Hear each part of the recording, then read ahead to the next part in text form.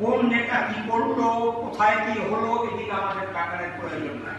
মনে রাখতে হবে, আমরা মন্ত্রী হওয়ার জন্য রাজনীতি করি না, এমপি হওয়ার জন্য রাজনীতি করি না, আমরা সহিংসী আদর্শের রাজনীতি করি। আমরা বাংলাদেশকে আমাদের শক্তি দিল্লির বিরুদ্ধে রাজনীতি করি। কারণ দিল্লি বলে আমরা নাকি তাদের বন্ধু রাষ্ট্র, তবে তারা হলো স্বামী, আমরা হলো স্ত্রী।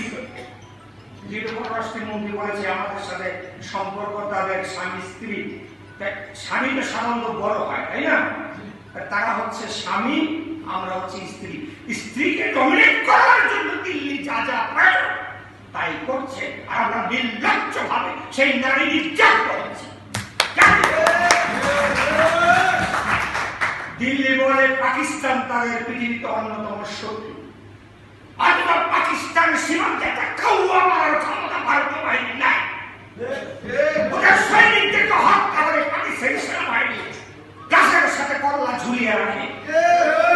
আর বন্ধু রাষ্ট্র আমাদেরকে প্রতিদিন দিগম্বর করছে, আমরা স্ত্রী আমাদেরকে দিগম্বর করছে, আমাদেরকে প্রতিদিন হত্যা করছে। আর নির্লজ্জের দুর্দর্শী হত্যা করবে বলছে এটা বিচ্ছিন্ন ঘটনা, চোরাচালানি, গরু চোরাচালানি হতে পারে। এই জন্য পাসপোর্টবিহীন যদি কেউ অনুপ্রবেশ করে তার জন্য সাজা, ইন্টারন্যাশনাল ল আছে, 2 বছর সাজা হতে পারে। কিন্তু হত্যা করার কোন দেশের আইনে আছে? এই জন্য বন্ধুরা, বক্তৃতা দেওয়ার কিছু নেই, আমরা নিবন্ধন বক্তৃতা শুনবো। কারণ জাতীয়তাবাদী ছাত্র দলের তিনি যখন সভাপতি ছিলেন, আমরা কর্মী ছিলাম, তার বক্তব্য শোনার জন্য আমরা বসে থাকতাম মোটর কেন্দ্রে, অপরাধের বাংলার সঙ্গে, গোলাপ সরকারের সঙ্গে অনেক খারাপ প্রতিবাদ করে আছে।